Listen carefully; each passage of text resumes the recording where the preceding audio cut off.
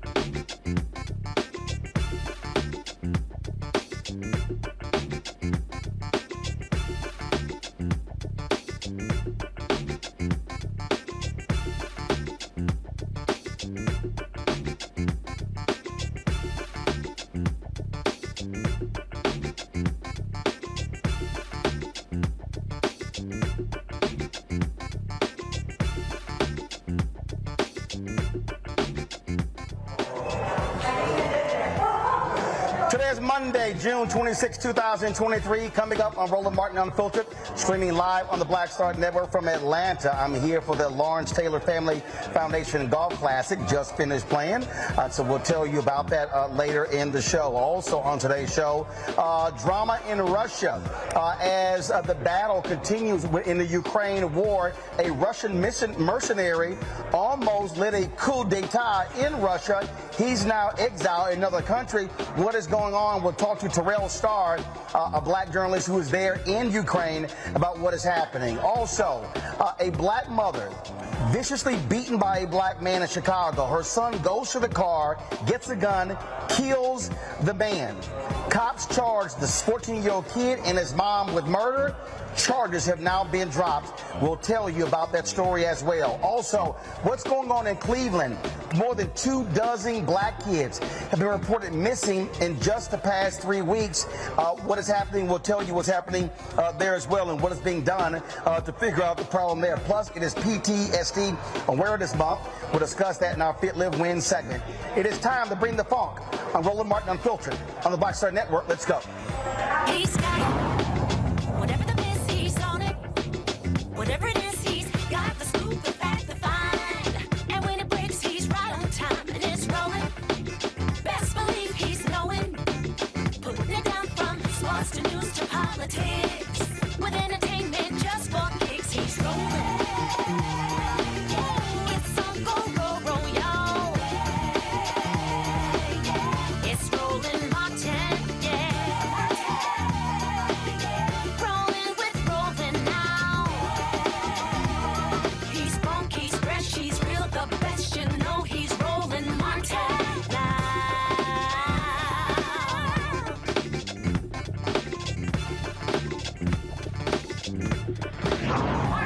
Hey, Anthony, I'm here.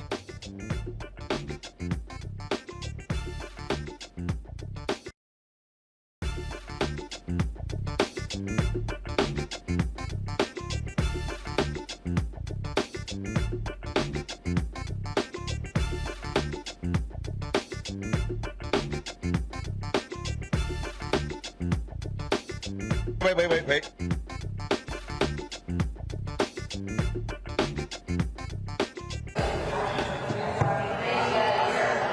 Folks, it was a weekend of drama in Russia as one of the mercenaries who's been involved in the war with Ukraine literally was making his way to the Russian capital. A deal was struck. He was not going to be arrested. He now, of course, is now in exile in another country, in Belarus. It was absolutely astounding to watch this unfold in real time. Terrell Starr is an independent journalist. He is actually in Ukraine.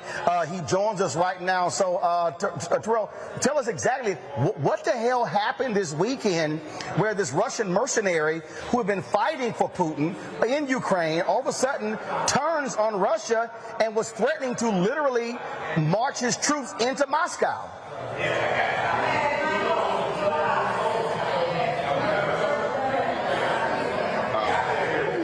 And Sergei Shoigu. So the two of them have been in battle with each other pretty much since the beginning of this war. And actually, the Wagner fighter groups are considered to be better trained, a little bit more experienced than the regular soldier. And so one of the ways in which Yevgozhin has been able to establish himself as a singular player, a power broker in this all, is that Putin really empowered him. And so that's the reason where he comes from that. So actually, Prigozhin really does not have much of a relationship, or he's not connected to the power structure within Russia. And so when he decided to make this push towards Moscow, it was because, and he alleged that the Minister of Defense was essentially trying to trying to weaken him in order to maintain his stature with Putin. So he basically got in the way of their battlefield operations, setting them up. And so he wanted to settle this beef with Shoigu. Now, what I find interesting was that he went thinking that much of the Russian army would back him up, 50% of them. And so one of the reasons why he stopped, one of the reasons why it's reported that he stopped, was that he realized that he overplayed his hand. And so now he basically was trying to find a way out of this deal that didn't make him look bad or feel like he didn't have any, that he lost any power, any positive insight into the Kremlin. And so we really shouldn't be surprised by what's happening in one form or the other, because at the end of the day, Prigozhin operates in Africa. That's where he exploits and extracts wealth from these from these countries. And he believed that, hey, since these countries in Africa share some similarity in values with the Kremlin, I'm used to doing this. I'm used to operating in chaos. But, it was a situation where he overplayed his hand. All right, so there are folks who are watching who might say, how does it impact African Americans? Well, the reality is billions or millions of dollars have been sent to the Ukrainians in their battle against Russia. I've heard people say, oh, this war really has no impact on us. But the fact of the matter, it does have an impact on us, a financial impact, not just on what we're spending, but also this has impacted inflation. This war, this impacts wheat prices. We can go on and on and on. So for anybody who says that this war has no impact on African Americans, that's a lie. And I think that because I think a lot of people see that these quote unquote two white people fighting each other, that it's an issue just between them. And that's actually never have been true. And so you saw this delegation of African leaders come here to Kyiv a few weeks ago, and they were doing so because exactly what you're talking about in regards to wheat prices. But there's also something else that's happening here, is that the prices have gone up for the continent. This is pretty much bad business, and so it doesn't work in the interest of a number of for the continent of Africa if this war continues. And so right now they see themselves as somewhat of a broker between Putin and the West. And so in a sense that Putin really has not had a good relationship with Brussels, with NATO, because he sees them as an imperial power. And then you have these countries in Africa who who generally see the West as their colonizers and never really repaired the historical harm that was done to them. And so they're really operating in the middle. And so they operate and actually work in concert with Moscow because they see them as a historical partner, one that did not attempt to exploit them, even though, ironically, they are via the Wagner Group. This is a group of mercenaries that have become,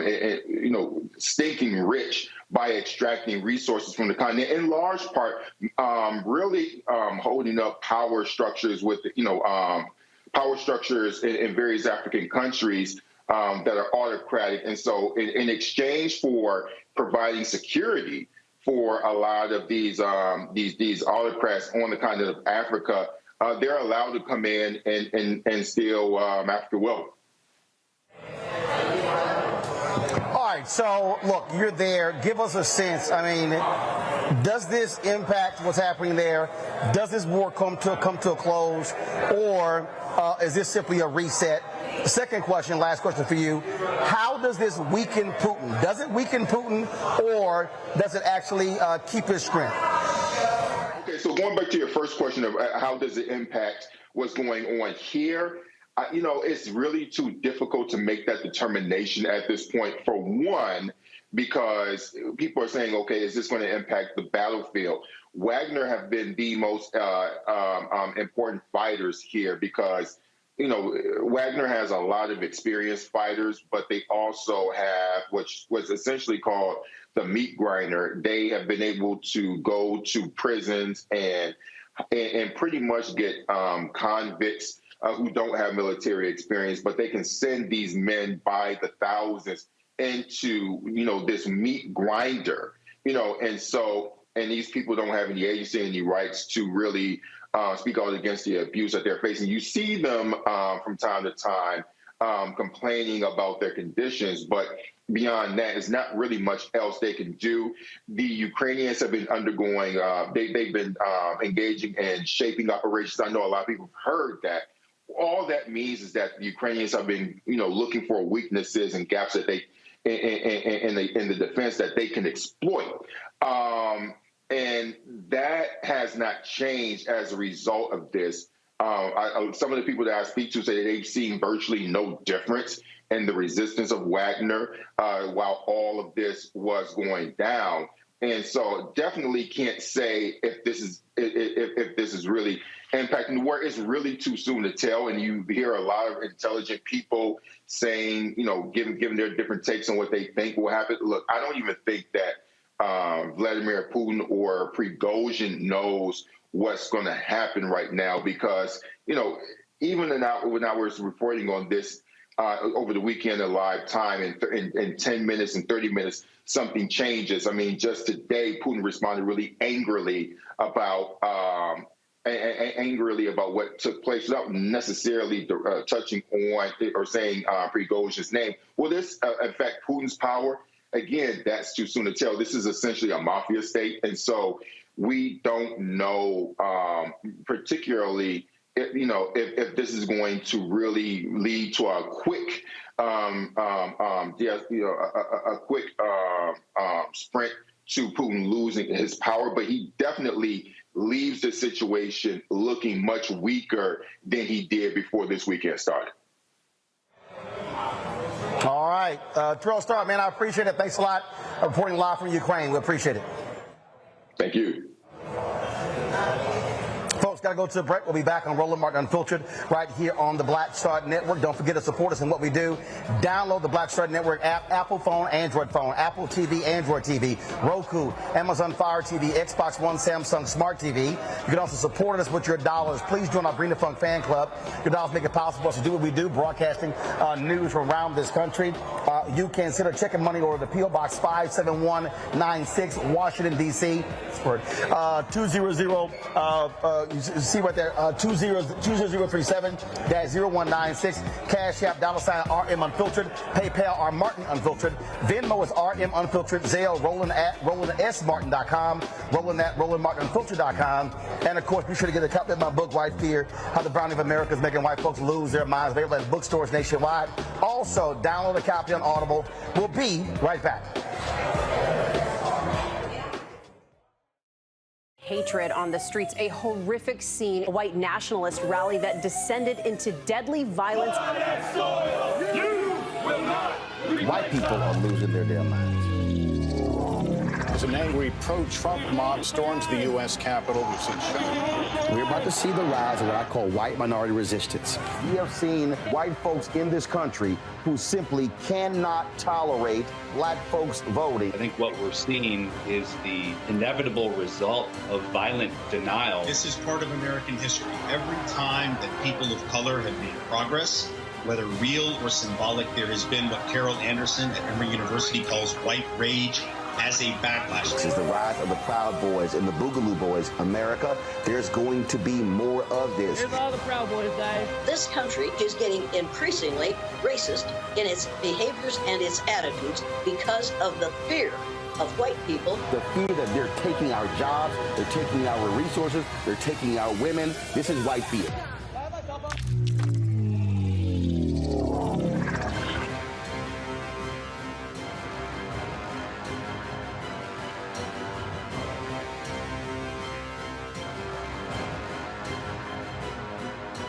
Black Star Network is here. Oh, no punch! I'm real revolutionary right now. Thank you for being the voice of Black America. All momentum we have now, we have to keep this going. The video looks phenomenal. See, there's a difference between Black Star Network and black-owned media and something like CNN. You can't be black-owned media and be scared. It's time to be smart. Bring your eyeballs home. You dig?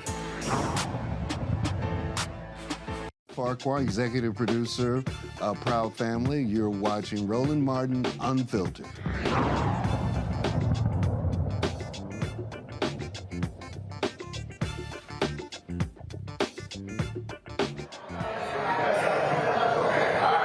All right, folks, welcome back. Joining me right now, Dr. Julianne Malveaux. She, of course, is the Dean, College of Ethnic Studies at California State University, Los Angeles. Dr. Amakongo Dabinga, Senior Professorial Lecturer, School of International Service, American University out of Washington, D.C. Amakongo, I want to start with you. I made that point to Terrell, and people say, well, how does this Ukraine thing affect us? Well, you're spending our money, and also what happens there has a direct impact on the world gas prices, wheat prices. And so it's nonsensical for anybody to think that we somehow are not impacted by a war happening between Russia and Ukraine.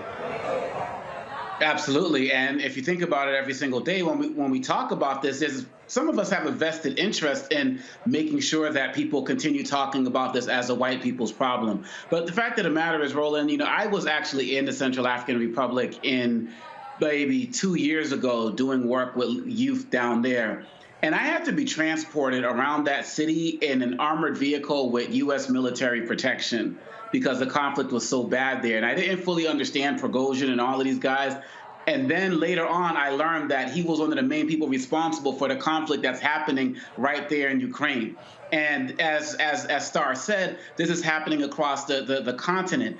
And he also provides security for the president of Central African Republic. So for those of us who claim to be Pan-Africanists and care about black people around the world, this is something we should be mindful of. For those of us in this country who talk about the abuses and things as relates to mining products and excess jewelry, diamonds and all of those things that are making their way into the United States through illicit means, we should be mindful of that as well. But also on a direct basis economically, you talked about this, Roland. You can't just sit there and say Biden's responsible for inflation and not look at what's happening with this war. And when we take it back to Africa, a lot of the food products that are made in places like in African countries come from, the Ukraine in terms of the seeds and things like that, which also affects world production. So in the United States, we have to be a little bit more sophisticated as black people and not just look at these folks and just say it's two white guys going at each other. Many other things that we are experiencing right now in this country are directly related to what's happening in the Ukraine. And we can argue that, people are covering this too much, but the way you are covering it, Roland, you are covering it in a way that should make black people in America understand that it's supposed to be bigger than just looking at Putin or Prigozhin. This affects us in every way, shape, or form, and we got to do a better job of listening about that. Julianne, you're an economist. The point we made there about, again, wheat prices. You literally have African nations who are saying this may lead to starvation. And so people need to understand Russia and Ukraine are two of the world's largest producers of wheat. Especially Ukraine has always been a huge producer, and we have not paid attention in the ways that we should. This looks like a conflict around land, but it's also a conflict around wheat production. That's why the African brothers went to Russia to try to meet with Putin, who would not meet with them, but tried to meet with them to talk about how we begin to open up the floodgates of wheat production and wheat distribution. Not here in the United States. We got it here, but we don't have it all over the world. So what we have to look at in so many ways, Roland, is the fact that Putin has a stranglehold, has had a stranglehold on Ukraine because he's attempted to basically expand his base. The United States has an interest in preventing Putin from expanding his base. We have an interest in all of that because many of our African brothers and sisters depend on Ukraine for the export of wheat and other things.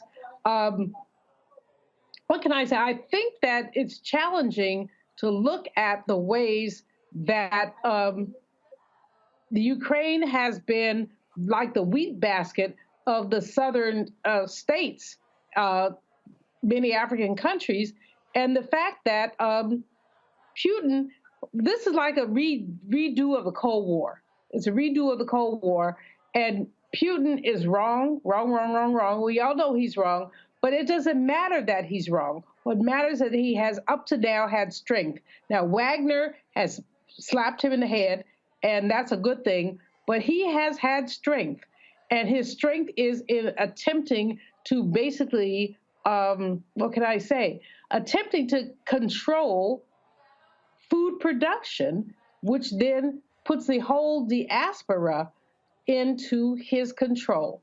So it's not a good thing. And you're right, it's an economic issue that we in the United States have not paid attention to. People see it as white boys going after each other, but white boys are producing food for Black countries, and that's the bottom line. Yep, that's exactly what it is. And so that's one of the reasons why we did the story. And I'm sure that some people are saying, hey, why are you focusing on this? Because it has an impact on us. It has an impact on the continent as well. So that's why it matters. All right, folks, hold tight 1 second. We're going to go to a break. We come back. I'm going to talk with the folks here at the Lawrence Taylor Family Foundation. I'm here in Atlanta at the Golf Classic today, raising money for their program. And so it was a great turnout here. And so that's why we were here. And so we'll chat with them when we come back right here on Roland Martin Unfiltered, right here on the Black Star Network.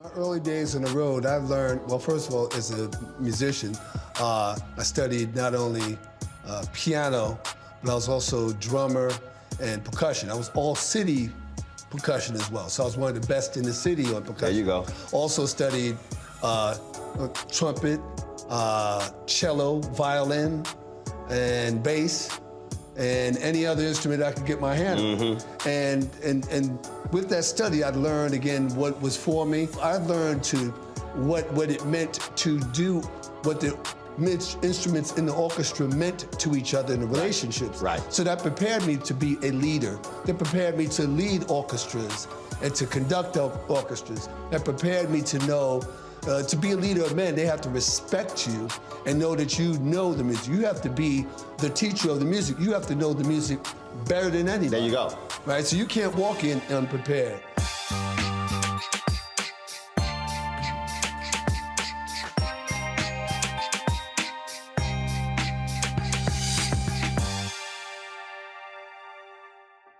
When you talk about blackness and what happens in Black culture, we're about covering these things that matter to us, speaking to our issues and concerns. This is a genuine people-powered movement. There's a lot of stuff that we're not getting. You get it, and you spread the word. We wish to plead our own cause.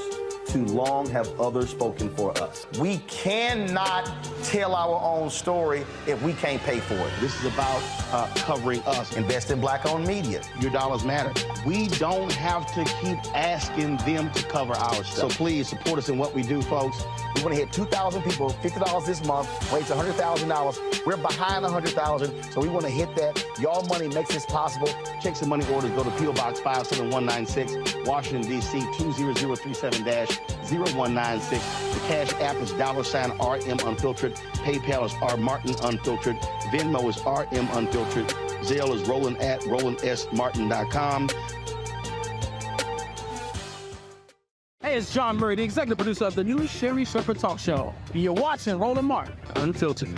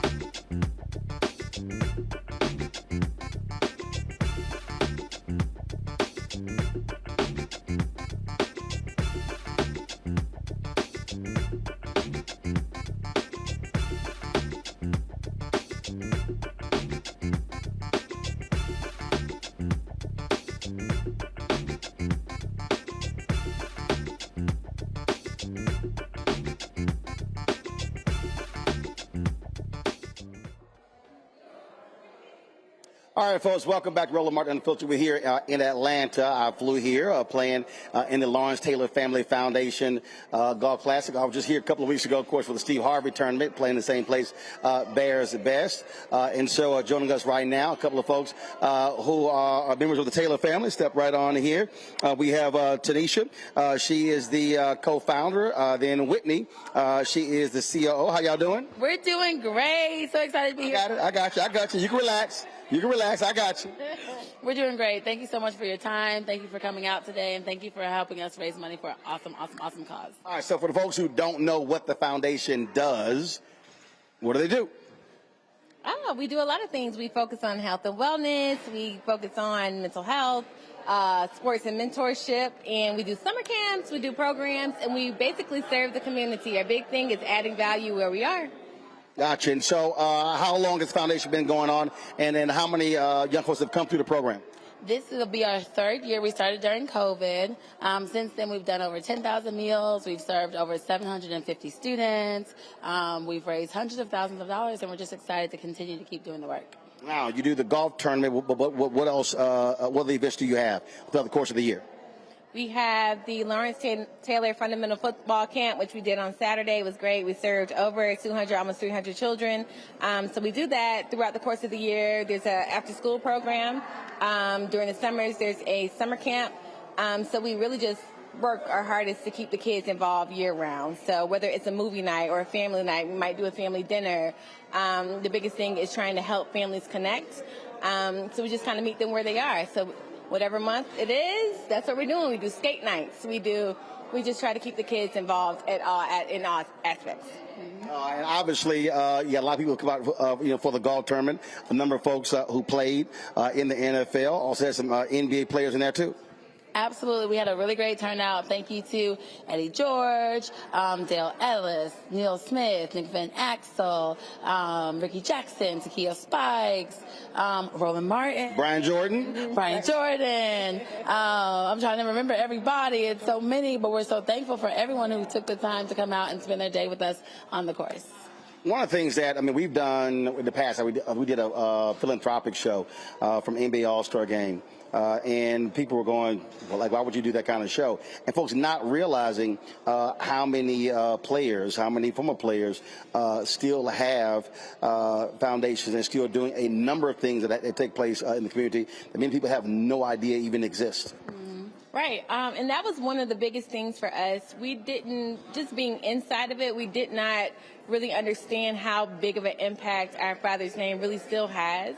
I think now that our younger children are in school and these kids are still responding and they know who their grandfather is, and wow, our kids might go with a camp t-shirt from 2 years ago and the kids are still like, how do you know LT? And we're like, how do you know LT? That's the real question. So really, that was a big surprise for us to know, wow, his name really still means something. And that was one of the biggest drivers to try to go ahead and build off that legacy and push it forward beyond just football, just to say that we're here to serve. So my biggest thing is I just am happy to be here. I'm sorry.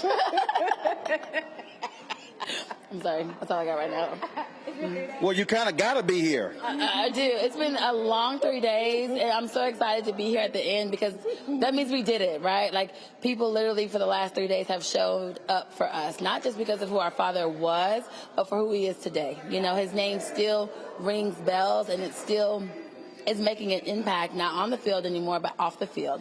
And so we have had the football clinic, we had our cocktail reception yesterday, we had our golf today, and we're just excited to know that God chose us to continue the legacy of something that started on the field. One of the things that I think we talk about the camp, and so you say you had a couple hundred folks there? Mm-hmm. Yes, we had a couple hundred students, and which is really big because we took a break because of COVID. This is something that started out. It was, of course, my sister's brainchild. And the first couple of camps were in Hackensack. The football camp was your brainchild, the foundation? I am the foundation. I'm not even going to lie to you. This is my baby, this is my passion. And then we all found different areas that we add value in. So she's a really big communicator. So she's really big on programs and development and curriculum and things of that nature. But I just love the youth. I love being in it. I love being a part of it. I love developing what we're doing and setting the vision for where we're going. So, I mean, we all were, and then our younger sister, she does the financing. So we all kind of found a way to take the different things that make us who we are to build up the foundation. So, okay. Both of y'all in frame. Now, before she did that, you were saying.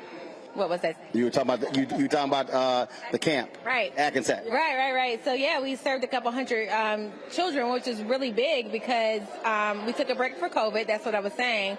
But we started out. We took the camp to Hackensack, New Jersey first because we felt like New York, the name is big, but it became a little bit burdensome, being that everybody lives in the South, and we moved to South, and we've been really excited that people have really responded to his name down here, which goes back to what I was saying, like really not understanding the impact that he has. We thought it was like a New York thing, but we brought it here. People responded. We had to break down for COVID, but we brought it back. This is our first year back since then, and the people showed up. And so they were really excited. They loved it. We got a lot of good feedback from it. We feed the kids lunch. Breakfast. We started with breakfast. We sent them home with lunch. They had a mentoring session before they got started. So we really tried to pour into them in a short amount of time. And that's one of the programs that we really want to build. We really want to do it more often. So that's why things like this are important, so that we can be able to support those kind of programs. We did a 7-on-7 this year. This was our first one. That was dope. We brought out 6 different schools from across Atlanta, and they did their thing, and it was awesome. So we look forward to it continuing to grow. Can I add something there? One of the big things that we're doing as an organization is that we are leveraging the name and the legacy to put money and resources behind people that we truly, truly believe in. And so one of the people that we are truly, truly so thankful for is the Route King, because he literally builds our camp. He literally pours into it. He brings the coaches out. He sets up the whole structure of it. He opens it up to his students. So although the name Lawrence Taylor brings people out, it is the Route King who actually drives what we do. And we really want to create an opportunity for us to be able to, like my sister said, build more into that program, because between Route King and LT, we can do dynamic work in the community. So we're excited. But you also have the advantage, obviously, of him playing for the Giants, name big there, being here, also North Carolina. And so when you think about moving forward, are you thinking about how do you also expand it, taking advantage of all of those relationships where he's played in that history? I would love to take that one first, if you don't mind. No, I don't. Our biggest thing is we want to enhance the quality, not so much the quantity, right? Because you can do a lot for a lot of people, but if you really want change, you have to really pour into those who actually want to receive what you have to give. So we want to take it one city, one state, one step at a time, because we can grow as fast as we want with the name behind us, but is there quality there? Do the parents actually respond? Do the students actually receive what we have to give? So we want to make sure that we're actually inspecting what we expect. So before we grow too far, we want to make sure that what we do really actually does the work that we say it does. So yes, we want to grow, but we actually want to make sure we enhance the quality of what we're doing. No, I second that 100%. Everything we want to do, everything we do, we want it to be authentic. We want it to be authentic to who we are, what's going on in the moment. So we're going to respond as the moment responds to us. So she's absolutely right. So the other question I have, because we're waiting on LT, I think he's doing an interview, so hopefully he'll be with us soon. So the other question I have, whose idea was it to pair me with some Kappas? I need y'all to understand, I roll up, and they got me in a group, and it's 4 Kappas. And I'm going, who was high last night putting the groups together and put me with 4 Kappas who I had to carry the whole round? I can honestly say it was intentional, not the Kappa part, but Brandon Jones is another person that we really want to put resources and finances behind because he has this program called Next Step Education.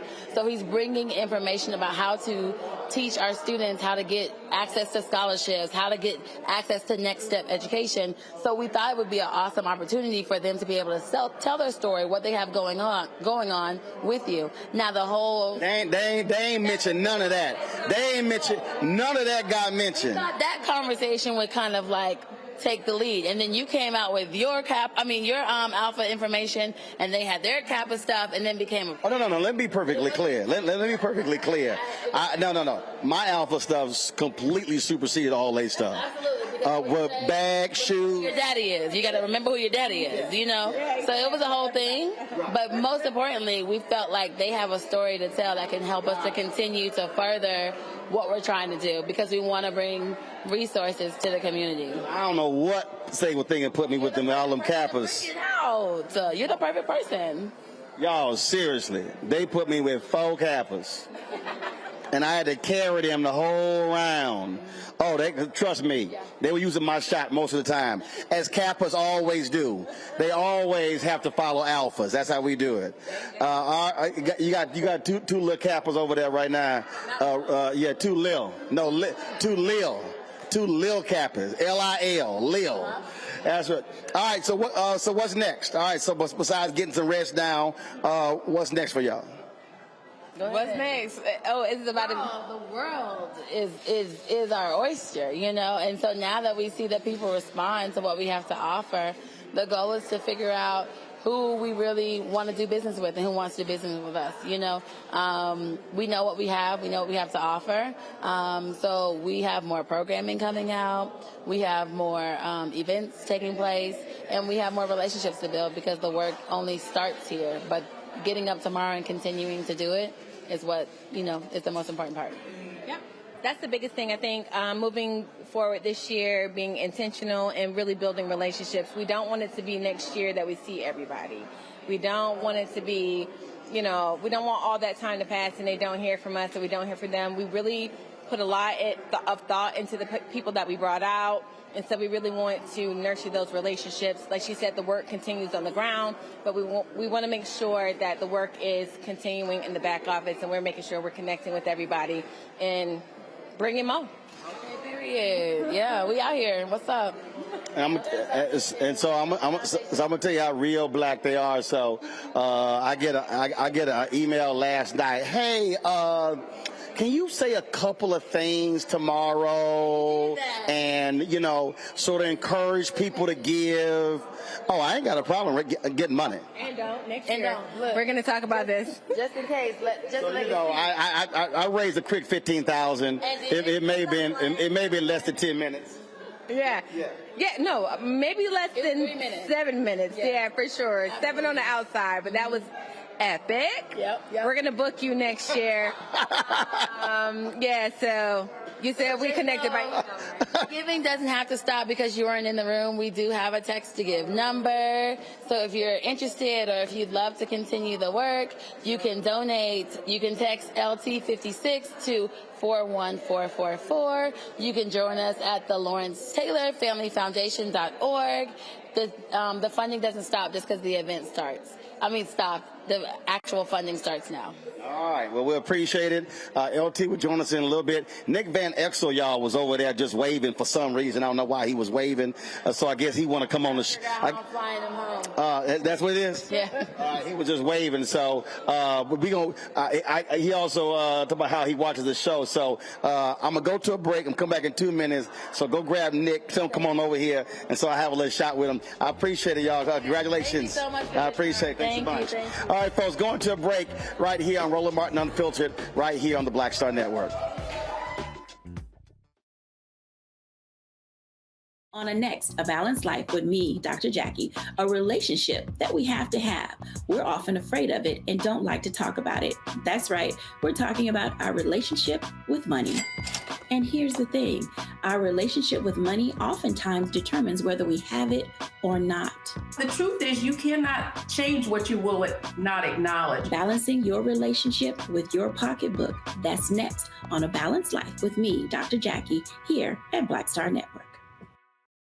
On the next Get Wealthy with me, Deborah Owens, America's Wealth Coach, I'm sure you've heard that saying that the only thing guaranteed is death and taxes. The truth is that the wealthy get wealthier by understanding tax strategy. And that's exactly the conversation that we're going to have on the next Get Wealthy, where you're going to learn wealth hacks that help you turn your wages into wealth. Taxes is one of the largest expenses you ever have. You really got to know how to manage that thing and get that under control so that you can build wealth. That's right here on Get Wealthy, only on Black Star Network.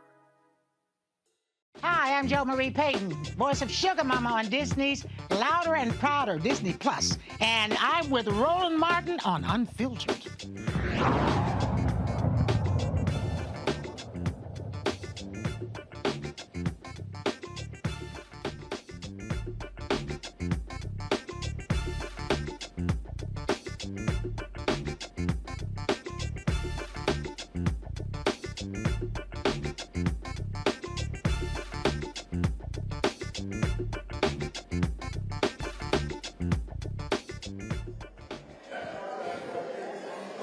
All right, folks, welcome back to Roland Martin Unfiltered. Nick Van Exel, former NBA star, joins us. He was out here playing golf, enjoying himself. How you do today? I showed up, had fun. It was a great event. So first of all, when they start with a sigh, you already know it was coming. I had fun. I hit the ball good. Hit the ball bad. I hit the ball good, hit the ball bad, but I had fun. Okay, that's always a good thing. Plus, luckily after the storm last night, so folks need to understand a massive thunderstorm came through in Atlanta. I mean, I got here 5 hours late.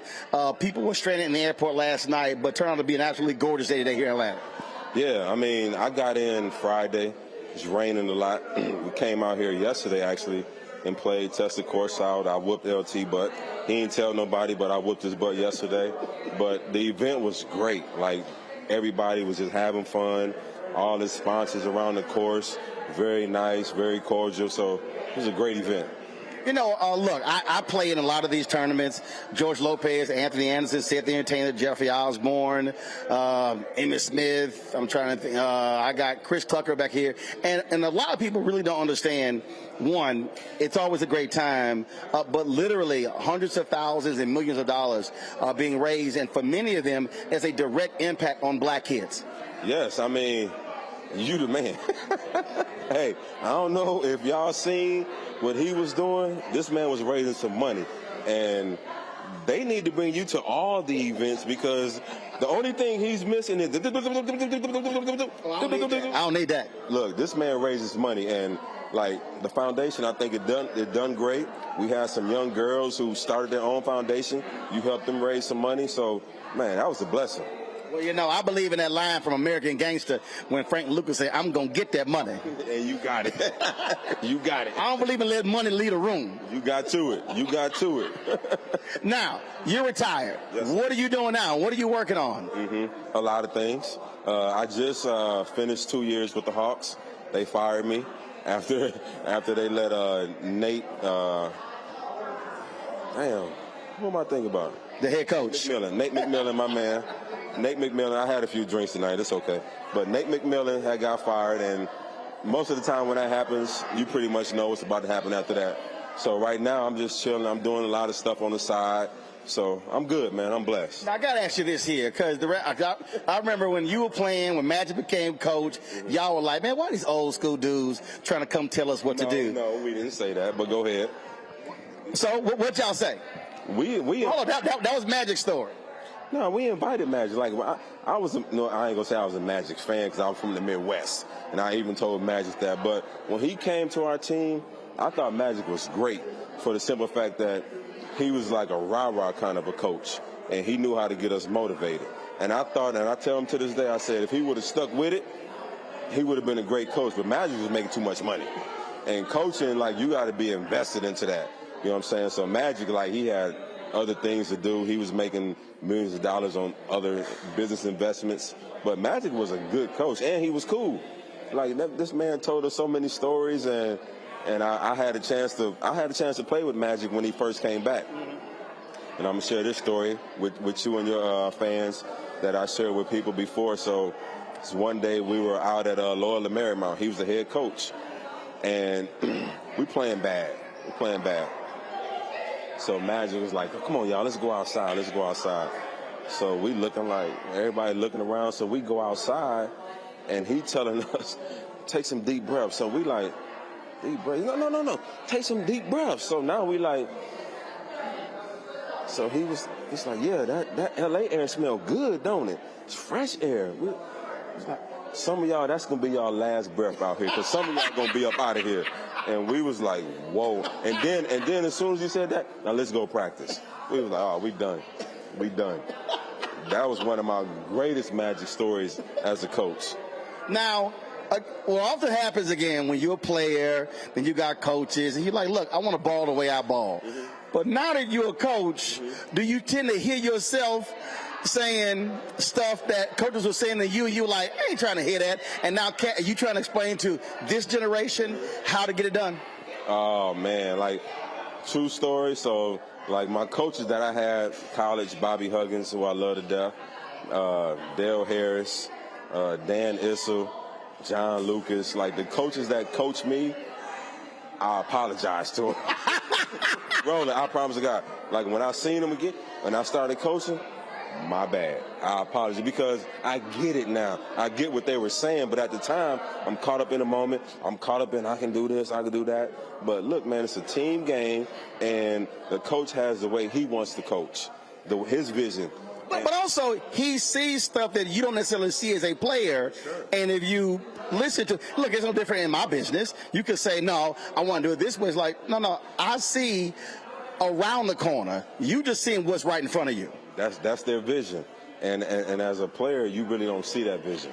You know what I'm saying? You see it differently. It could be right, it could be wrong, but no matter what, it has to be the coach's vision. And, like, I ain't gonna lie, John Lucas, Dan Issel, Dale Harris, Bobby Hunt, I apologize to all them dudes when I see it. Now, they just crack up laughing? They cracked up laughing, and then they all get, oh, it's all right, little fella, it's all right. But no, that's a true story. Like, I apologize because I see it now. I see it, and you see things differently than a player sees it, because like, if you watching film with a player now, and they say, yeah, I watched the game last night, they're not watching what we watching. They're not watching what I'm watching as a coach. They're watching what they want to see, and it's totally different. Which is also, I think, the difference between when you have players who they say are essentially player coaches. Mm-hmm. So when you take a Bill Russell, who was actually a player coach, when you look at a Larry Bird, when you look at a Magic Johnson, when you look at LeBron James, I mean, they literally are seeing all five positions and operating as a coach on the court. And the smart person is like, I want to listen to this dude. Yeah, and it's, I would say in this league, this era now, it's not a lot of those. Like, to me, like Draymond Green, he can talk what Steve Kerr wants to convey to his team. You know? And that's what people don't understand about Draymond Green. They're looking at stat sheets. Yeah. That's why, and again, I don't have any inside knowledge or whatever. They gave Jordan Poole a whole bunch of money. After 1 year, they shipped him out. And people were like, oh, this Draymond is next. No. That's a special player that does stuff that you don't ordinarily get. Yeah, Draymond is perfect for that situation, because you have a Clay, you have a Steph, guys that know how to move without the ball, which is key in this era, especially with that team. And Draymond fits perfectly. And when you watch them, like, before, like when Steph got hurt and Clay was hurt and Draymond was trying to teach the young guys how to play, and I told people, I said, you know what? Once they get healthy, when Steph comes back and Clay comes back, that team's going to be good, because those young players are getting reps. And they won it last year. You know what I'm saying? Because Draymond was ingraining them. Look, this is how we're going to play. Learn how to play this way. And he did a good job. Like, I'm not a big Draymond fan as far as, like, because I've come from the old school, but I love his work ethic, and I love the way he approaches the game. Well, I think and I'll say this, just even in my business, and I think a lot of former athletes who go into broadcasting learn it real quickly as well. The reality is, you have to approach it the same way in terms of how do you see, how do you study, how do you approach it, but also how do you learn simply by watching, not even talking, watching how a pro moves and operates in their area. Yeah, it's huge. That's why people value, like older guys value having veterans in the locker room. It is so important for younger players that come into the league to have somebody that can tell them, eat this, be here at this time, get your work done at this time, do this, do that. Go to sleep. Go to sleep. And people, they really undervalue that. And the better teams have a good locker room presence. Well, Haslam didn't play for like last 5-6 years. But UD is great in that locker room. And then they get a butler, you know what I'm saying? So they got guys around that whole organization that, look, this is how we roll. This is how we do it. If we want to get to that level, this is how we got to do it. A lot of teams don't have that. Do you want to coach next year, or do you want to take a year off and do something else? You know, coaching is what I love. If I get an opportunity to coach, I would love to do it. But I'm tired of beating on somebody's door, asking, like, I think I'm really good. But, you know, in this league, I'm going to keep my mouth shut. Has an HBCU approached you? You know, I did coach at Texas Southern one year under Tony Harvey. That's right. That was my first job. That was my first job in the coaching. My man Tony Harvey hooked me up with an assistant job. So, look, I love college first. If I can get a college job at some point in the future, I would love to take that. But I love coaching. I think I got a lot to give to these younger players, to these younger kids trying to come up, especially trying to make it to the NBA. Because, look, they think it's just, I'm a hoop, I'm going to make a shot, I'm going to get you. It ain't that. And then on top of that, it's like when I was at Texas Southern, I knew nobody was going to make it to the NBA on that team. So we had a meeting one day, crazy story, and Coach said something, and he says, well, who in here wants to make it to the NBA? We got 19 kids on that team. How many you think raised their hand? 19? 17. So I laugh. True story. I laugh, chuckle, and Coach like, Coach, what you laughing at? I said, Coach, they really disrespecting the game because it's hard. You can't just show up to practice and half-ass through a game and think you're going to make it to the NBA. So that right there changed my mindset into thinking, like, these kids think it's easy. So my thing was, like, I need to really help these kids, them to understand, like, look, 19 of y'all not going to the NBA, but guess what you can do? You get that education. You can build these relationships in the Houston community and have a great job. And guess what? You will feel like you're in the NBA. Or, and I've said this to Mark Tatum numerous times, who's the number 2 in the NBA. I've said to him, you can be in the NBA and not be a player. And what I've tried to, I've even said to him and Adam Silver, I said, y'all should do an actual campaign of the people who are accountants, who are lawyers, who are doctors, who are trainers, who are in marketing, who do social media. They're all in the NBA, but not a single one of them is bouncing the ball. It's a lot of ways to, I mean, we just take the NBA out of it. You know what I'm saying? Make money. That's what it's about. If you get your education and you meet the right people, you can make money. It ain't got to be with the NBA, the NFL, the MLB. You can be in the city. You know what I'm saying? And that's the important thing that I think a lot of these kids need to understand. It ain't about just hooping. It ain't about being an entertainer. It ain't about being an athlete. Get your education and meet the right people. And as long as you got your mind screwed on right, you can make a lot of money. You can make a lot of money. Very true. Because I ain't bouncing no damn basketball, and I've been paid. Hey, you making a lot of money. That's it. Nick, always good to see you, baby. Yeah, appreciate you, man. Appreciate you. Thank you. Safe travels. Thanks a bunch. All right, folks, got to go to a break. Hopefully, we'll chat with Lawrence Taylor in a little bit, of course, in high demand. In the next hour, we'll talk about this case out of Cleveland. Some 20-plus kids have come up missing in the last 3 weeks. What the hell's going on in Cleveland? That is in the next hour, right here on Roland Martin Unfiltered on the Black Star Network, live from Atlanta at the Lawrence Taylor Family Foundation Golf Classic here in the ATL. Back in a moment.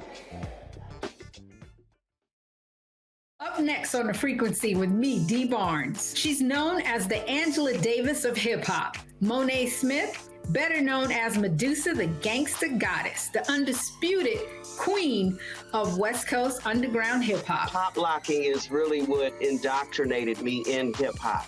I don't even think I realized it was hip-hop at that time. Right. You know, it was a happening. It was a moment of release. We're going to be getting into her career, knowing her whole story, and breaking down all the elements of hip-hop. This week on The Frequency, only on the Black Star Network. Next on the Black Table with me, Greg Carr. Succession. We're hearing that word pop up a lot these days as our country continues to fracture and divide. But did you know that idea, essentially a breaking up of the USA, has been part of the public debate since long before and long after the Civil War, right up to today? On our next show, you'll meet Richard Crichton, the author of this book, who says breaking up this great experiment called America might not be such a bad thing. That's on the next Black Table, right here on the Black Star Network. Hi, my name is Freddie Ricks. I'm from Houston, Texas. My name is Sharon Williams. I'm from Dallas, Texas. Right now, I'm rolling with Roland Martin, unfiltered, uncut, unplugged, and undamn believable. You hear me?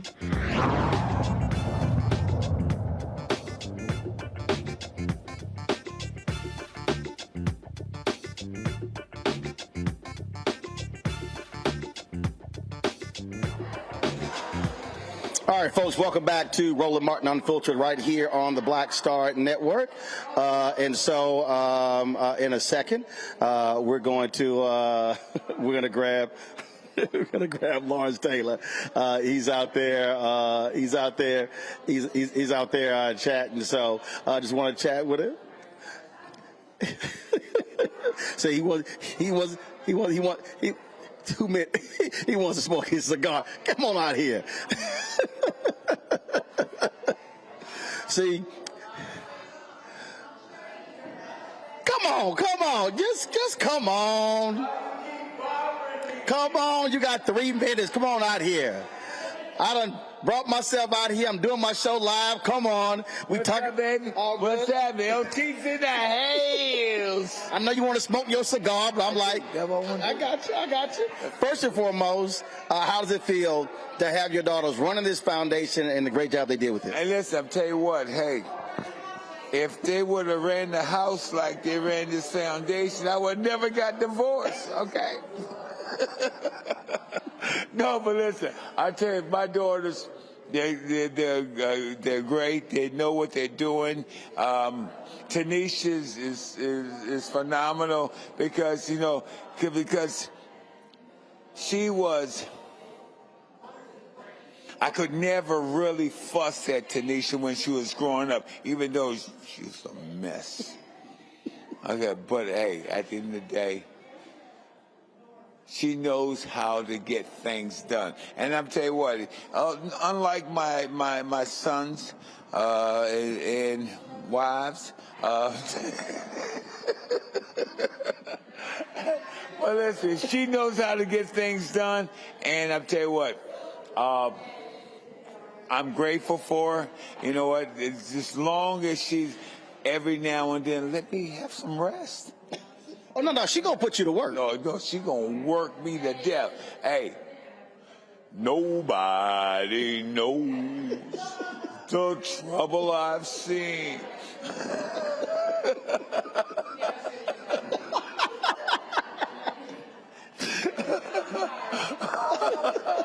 No, but listen, she has surrounded herself with some really interesting people. And I tell you what, and they work hard and try to give her what she envisions. You know what? And that's great. I mean, her mama doesn't really help her, so. Just petty. Just petty. No, but tell you what, I am grateful, thankful for everything that the world of football has given me. I mean, tell you what, guys, I remember sitting, when I was 13, 14 years old, that where am I going from here? And football has given me a life that I can be proud of, and I'm happy. I'm happy. And look, I play lots of golf. I play golf. A lot of people play with you. They say It's the difference playing golf and playing good golf. You play lots of golf. No, I play great golf. Okay. What the fuck? I'm like I can be petty too. You want to believe that? And that's okay. Hey, LT, this is my show. I can end it right now. We can go play. I can go tell them run a taped interview. I ain't got the. Okay, man. Listen, I'm waiting on it. Cause let's say, where you want to go? Okay, but listen, man, your show, like you said, it's your show. Like you might be number 56, but I'll cut you deep. I'll cut you deep to let you know. Hey, listen, how long is this interview? God almighty. First of all, you only been here for 3.5 minutes, okay? 3.5 minutes, okay? We trying to raise some money. Okay. All right? I mean, I raised 15 grand in there. You weren't even in the room. Wait a minute. I raised more money in the 3 minutes longer than you done this interview. That's great. Hey, listen. Right. So the interview gonna last longer than the amount of time I raised that 15 grand. Okay. So what's next for you? Where you going next? You going to play somewhere? Actually, I tell you what, I'll go what my next move is, because I'm in Atlanta for a while, so I'm gonna sit here and count cars as they pile up, because you got a lot of traffic in this town. What the hell is wrong with you guys? Well, don't drive when everybody else drives. That's what I'm trying to do. But listen, hey, they don't like when I'm out at 3 o'clock in the morning. That's why. That's why. They like, keep your ass at home. Okay, can we get back to what to the... You the one brought up driving in Atlanta, being there at 3 o'clock in the morning. I ain't bring it up. I asked you what's next for you. Like, I'm going to go drive at 3 o'clock in the morning. Hey, life is good. I mean, I'll tell you what, life is good. I enjoy myself. My health is decent. I love my kids. I love my grandkids. I love all my exes. I love them all. It was like not all of them. Y'all pray for him. Pray for him, y'all. Pray for him. I just need to get some anointing oil. I need to get some anointing oil and just hit him. We got 30 seconds left. Tell everybody who's watching and listening why they should support the foundation. Tell them why they support the foundation. Got 30 seconds. Why?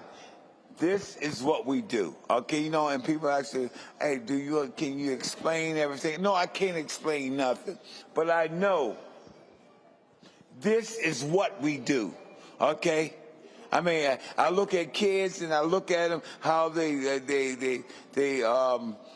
come off the streets and they come into a program, and then they add a program, and then they expire.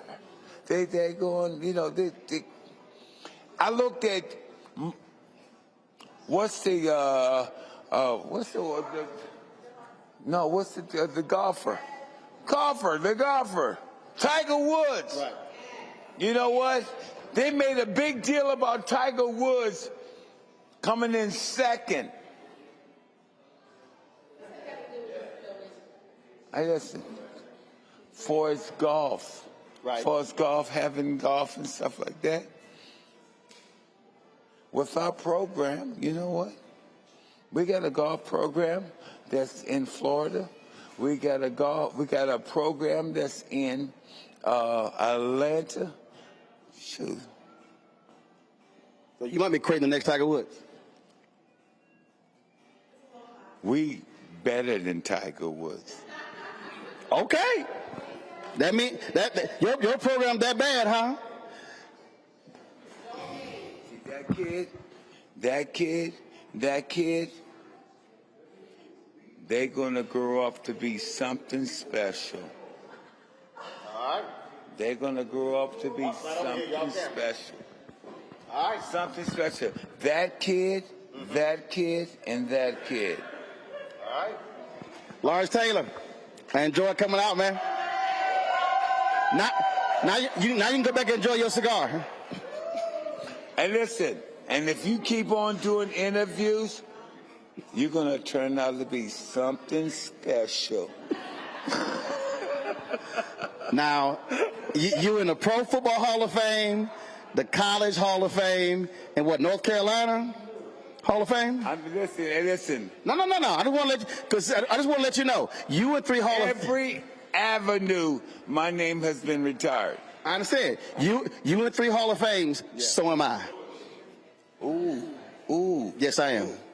What, hockey? National Association of Black Journalists, Society of Professional Journalists, Texas A&M. Okay. Go and smoke your cigar. Yo, that's Lawrence Taylor. I appreciate it. Good chatting with him. Gotta go to a break. We come back. We'll talk about a case out of Cleveland, folks. Missing black kids. Look, it's a sad story. We gotta find these children. That is next to Roland Martin Unfiltered on the Black Star Network.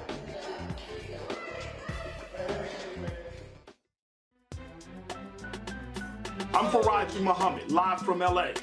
And this is The Culture. The Culture is a two-way conversation. You and me. We talk about the stories, politics, the good, the bad, and the downright ugly. So join our community every day at 3 p.m. Eastern and let your voice be heard. Hey, we're all in this together. So let's talk about it and see what kind of trouble we can get into. It's The Culture. Weekdays at 3, only on the Black Star Network. Hatred on the streets, a horrific scene, a white nationalist rally that descended into deadly violence. White people are losing their damn minds. As an angry pro-Trump mob storms the U.S. Capitol, we've seen shooting. We're about to see the rise of what I call white minority resistance. We have seen white folks in this country who simply cannot tolerate black folks voting. I think what we're seeing is the inevitable result of violent denial. This is part of American history. Every time that people of color have made progress, whether real or symbolic, there has been what Carol Anderson at Emory University calls white rage as a backlash. This is the rise of the Proud Boys and the Boogaloo Boys. America, there's going to be more of this. Here's all the Proud Boys, guys. This country is getting increasingly racist in its behaviors and its attitudes because of the fear of white people. The fear that they're taking our jobs, they're taking our resources, they're taking our women. This is white fear.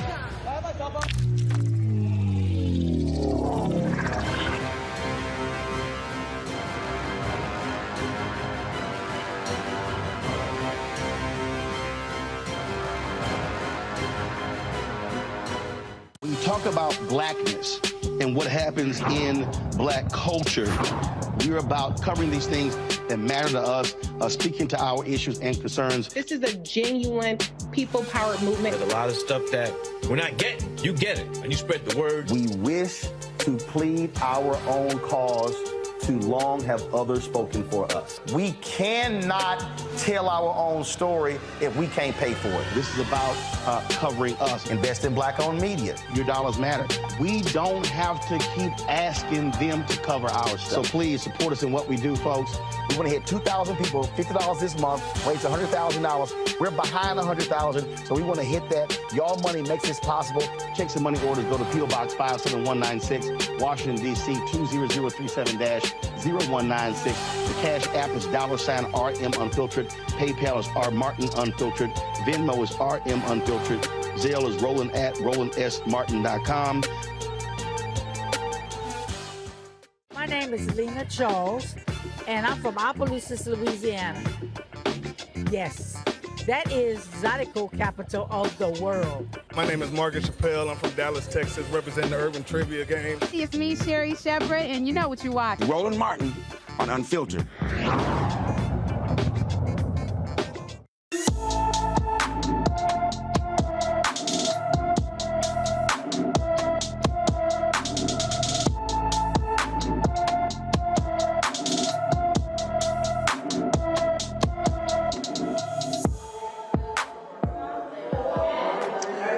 Kyshawn Williams has been missing from Cleveland since June 17th.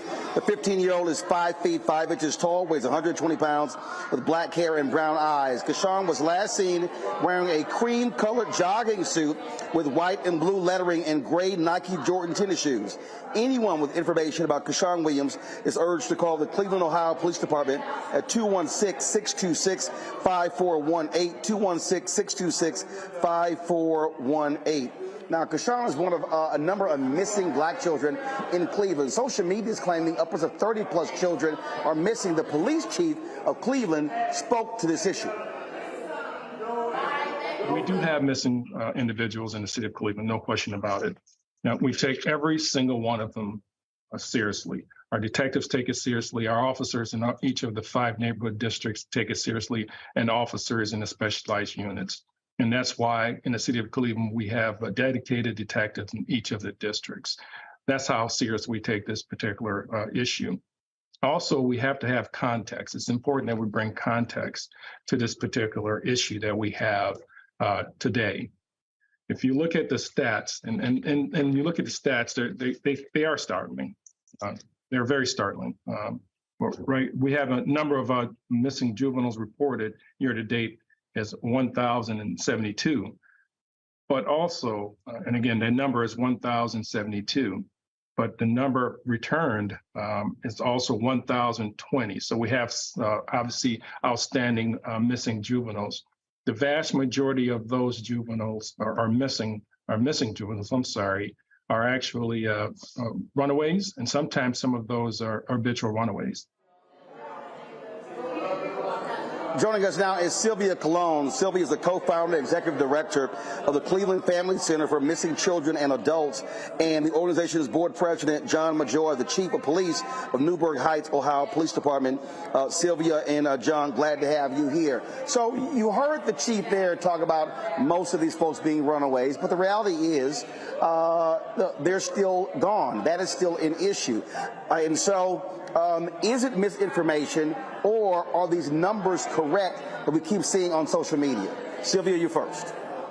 I think that the numbers are correct in terms of what we're seeing on social media, and every day can be a different day. Some kids come home and other children still go missing.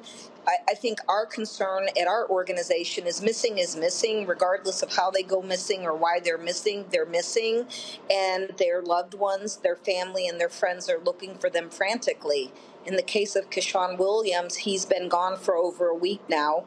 We've been working with his family, and they're desperate to just bring him home. John?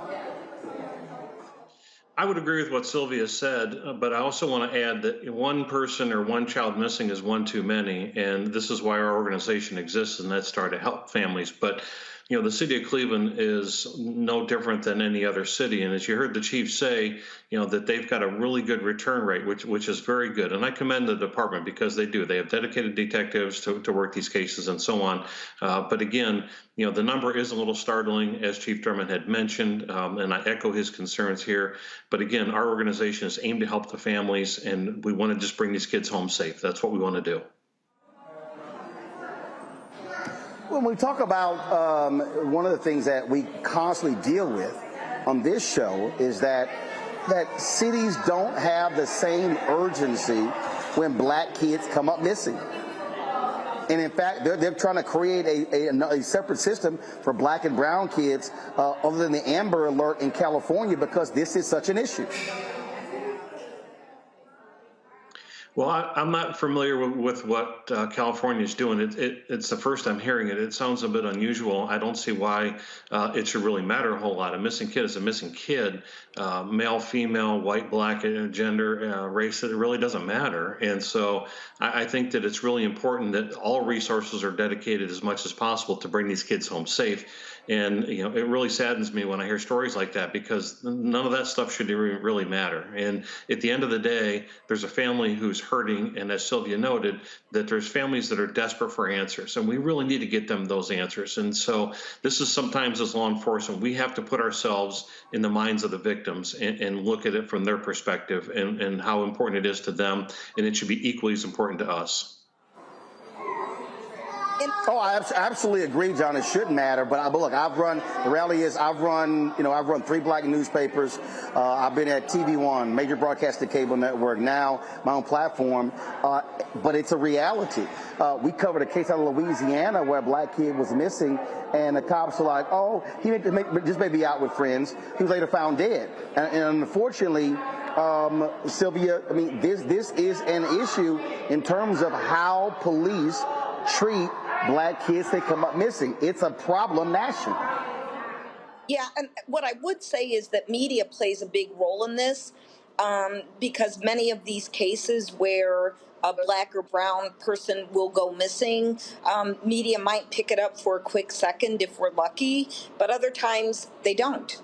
And it certainly is unfortunate. We see that with many of our cases, whether it be an adult or a child. The media doesn't always pick these cases up for probably a myriad of reasons. I mean, we have a cold case right now that is eerily very much just like the Gabby Petito case, except she doesn't look like Gabby Petito, and you don't hear about that on the media at all. And you may have heard about her once here in Cleveland, and I would say that the police department that's working this case is working very hard, but unfortunately the media hasn't picked up this case. I don't know why. We certainly keep it out there. We're constantly posting it. We're constantly engaged with the family. So it is peculiar to me that the media doesn't always pick that up. I'm going to bring in my panelists here. Julianne, question for our guest. I'm really puzzled by the preponderance of what's happening in Cleveland. It's happening all over the place, but this seems to be just a lot. What's different about Cleveland than, let's say, Los Angeles or New York or Washington, D.C.? What particular factors are making this such an acute situation? I can attest to that.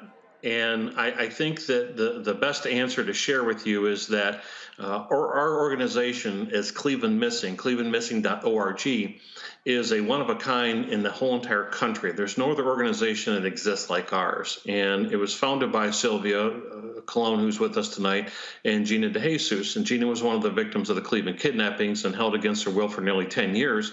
And during her captivity, Sylvia was the family spokesperson. And this whole awareness was brought forth by one of our board members, who's also a member of the Cleveland media, with Dan DeRose on WOIO Channel 19.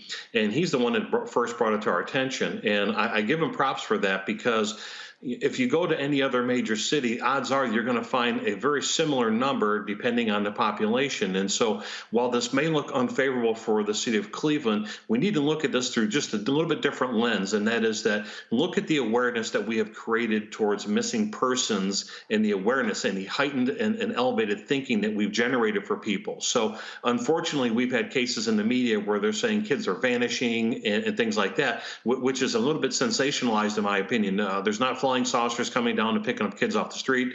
As Chief Drummond had noted, the majority of these are runaways. And so we really need to bring attention to that. Now, in the case of Keyshawn Williams, this is an active Amber Alert, and this Amber Alert has been active for over 48 hours, which is really long, and we really want to try to bring him home. But at the end of the day, I don't think it's really fair to just point out that this is a Cleveland problem. This is a much bigger problem than just Cleveland. And really what we want to do is we want to tell the public, listen, you are the biggest biggest asset to law enforcement, and that is that when you see something, you say something. No matter what the tip is, no matter how big or how small, please share it with law enforcement, because that one little tip might be the big one that's going to bring a kid home safely. And this is why we need your help. Roland, if I could just get a quick follow-up. Your question. Yeah, go ahead. What's the evidence that they've run away? I mean, there are young runaways, but it seems to me that there's something else going on. And I think it's really easy to just say, oh, they ran away, without looking at what's the evidence that they've run away.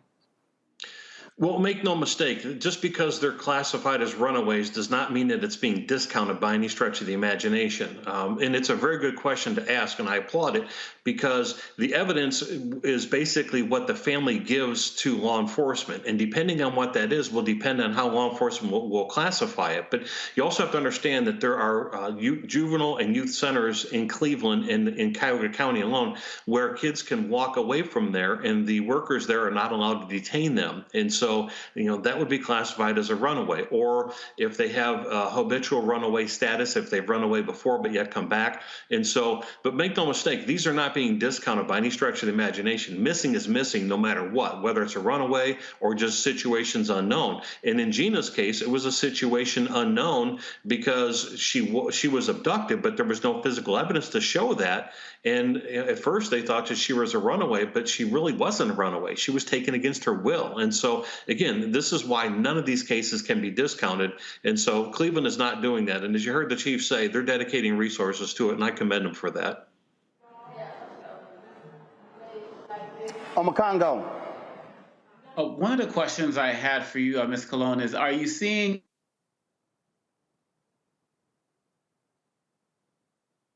post-pandemic? I'm sorry, you cut out. I didn't hear the question. I was wondering if you were seeing increases in people who are considered runaways or otherwise described pre-pandemic and post-pandemic. Is there an increase with maybe lack of resources, programs shutting down, and other issues like that? I think that certainly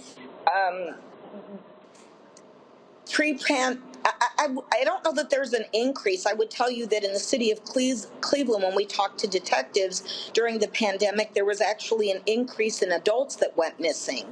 With kids, it's a little different because they have access to media, and believe me, there are so many different apps. We learn about them daily, and this is where the online predators kind of hang out. They hang out on gaming systems and that kind of thing, and that's exactly where they go to talk to kids. And so if a kid does leave their home, they might be going to meet somebody, an adult, or some other people, or unfortunately in Keyshawn's case, he just went to a party. And beyond that, we don't really know what happened after that. There's a lot of conjecture, but again, it's still an active case and an active Amber Alert. But with online gaming systems and that kind of stuff, kids are they're being primed for it. All right, then. Well, look, we hope that the folks that are missing in Cleveland are going to be found. Again, those families are indeed paying not having their children. And so we thank you for the work that you do, Sylvia and John, as well. Thanks so much. Thank you. Folks, got to go to the break. We'll be back on Roland Martin Unfiltered on the Black Star Network. Don't forget, download the Black Star Network app, Apple phone, Android phone, Apple TV, Android TV, Roku, Amazon Fire TV, Xbox One, Samsung Smart TV. Also support our Bring the Funk fan club. Of course, you can send a check of money over to P.O. Box 57196, Washington, D.C. 20037-0196. Cash App, $RM Unfiltered. PayPal, R Martin Unfiltered. Venmo is RM Unfiltered. Zelle, Roland at RolandSMartin.com. Roland at RolandMartinUnfiltered.com. And be sure to get a copy of my book, White Fear, How the Browning of America is Making White Folks Lose Their Minds. Available at bookstores nationwide. Also, download your copy on Audible. We'll be right back. Black Star Network is here.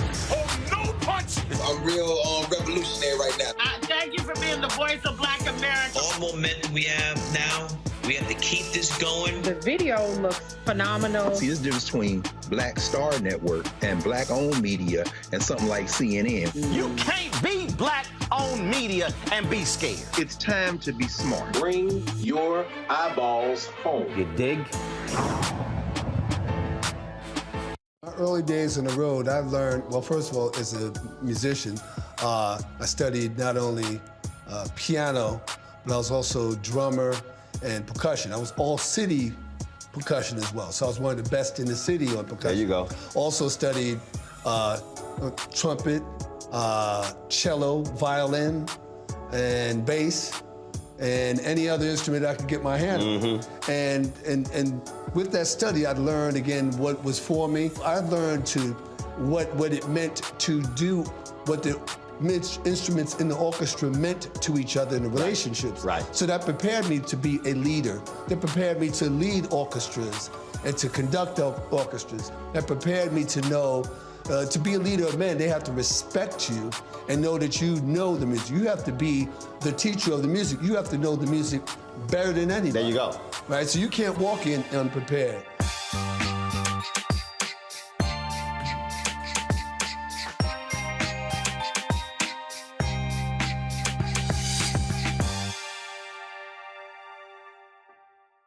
Hello, we're the Critter Fixers. I'm Dr. Bernard Hodges. And I'm Dr. Terrence Ferguson. And you're tuned in to Roland Martin Unfiltered.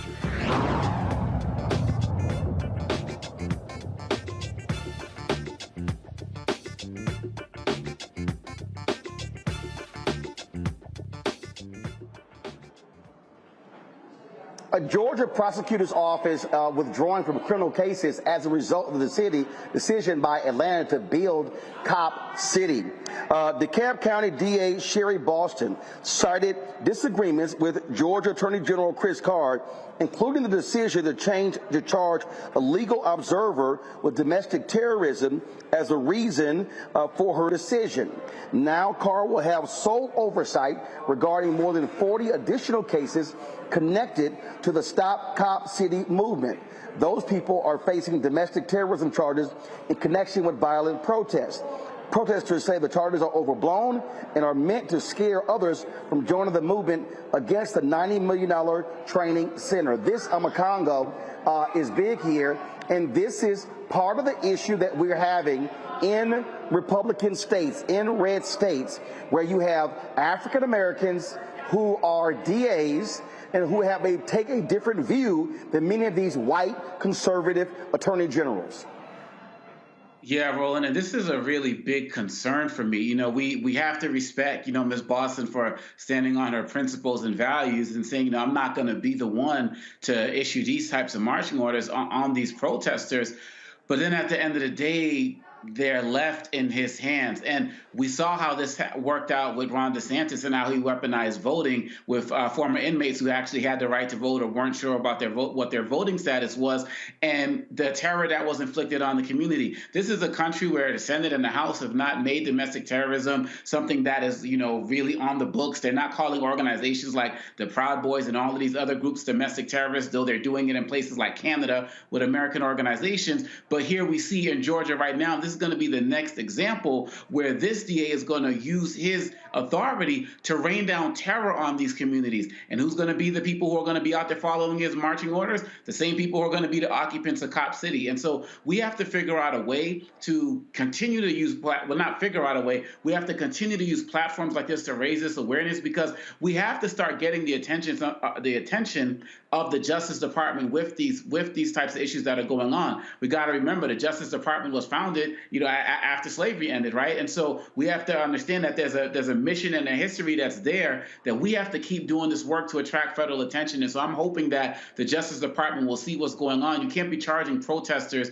with domestic terrorism. We're not seeing any acts of violence, of murder, of threats, of people showing up at people's houses and vandalizing these things. Folks, and I know there's different levels of protests that are going on, but now that he's the main person in charge, this is just going to be a blanket charge. It's going to be thrown against everybody, many of whom I'm sure do not have the resources needed to actually fight the state. And so they're going to need support in that way as well. Julian. Cop City is an aggravation. It's aggressive. It's unfortunate. It's wrong. And this DA or whatever he is is going at it the wrong way. Obakongo is absolutely right about everything he said about this, but it's more than that. What we have here is an attempt to weaponize land against people who need land, weaponize space against people who need space, weaponize in so many ways this police industrial complex against the people who live around there, and it's absolutely wrong. So as Obakongo has said, and I fully agree with him, I don't always fully agree with him, but I do today, I think that what we have to look at is how we push back on this and who pushes back on it, and whether the state legislature and others can push back on it, whether or not there's federal legislation to push back on this. This Cop City is wrong, and then to say that people who protest it, who have their First Amendment rights to protest it, are going to be essentially railroaded into criminal possibilities is wrong.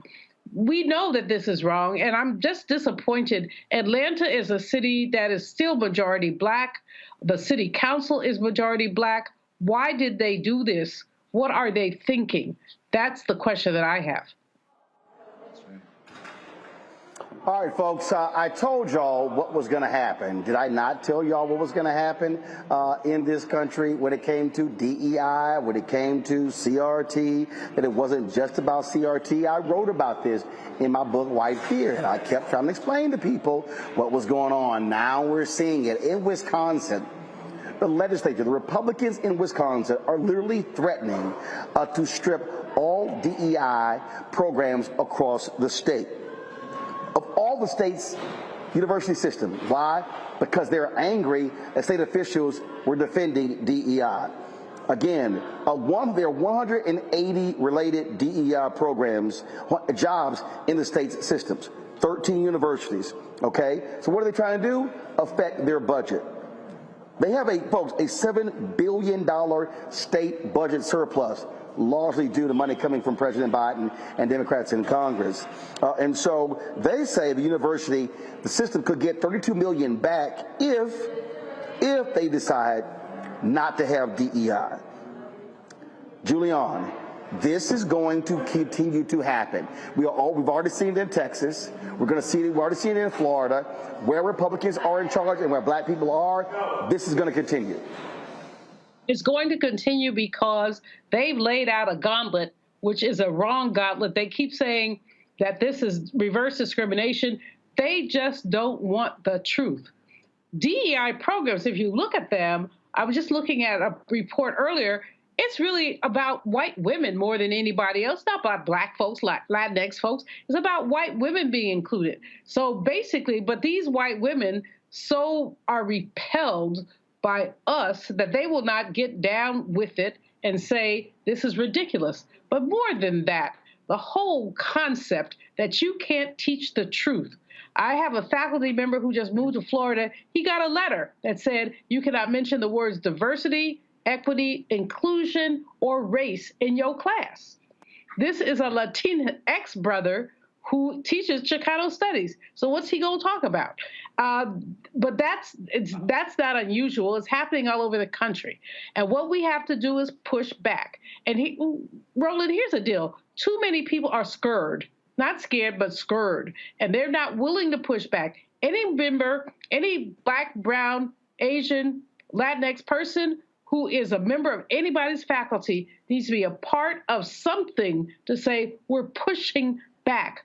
This is unacceptable. But so many folks are under the radar. They're trying to get tenure. They're trying to go along to get along. And as long as they go along to get along, the devil is going to go along to push us out. So it's absurd. Wisconsin, I'm surprised at, but not so totally surprised. We know that Florida and Texas have been leading the pack, and we don't know where else it's going to happen. But what's going to happen is that you're stripping the academy of the ability to teach the truth. McCongo, I'm not surprised Wisconsin is doing this because Republicans there, they have gerrymandered themselves into power, and they have been dominating and controlling, even stripping the Democrat governor of his powers. But what I'm trying to get people to understand is they are going to drain the money. And I need black folks to understand that you're going to have to be countering this because it's going to happen. Tennessee, but you just rattle these states off. Okay, we already see Florida. We already know Texas, Mississippi, Alabama, Louisiana, Georgia, Tennessee, Arkansas, South Carolina, North Carolina. It's a lot of black folks in all those states. Yeah, absolutely and right. they don't vote.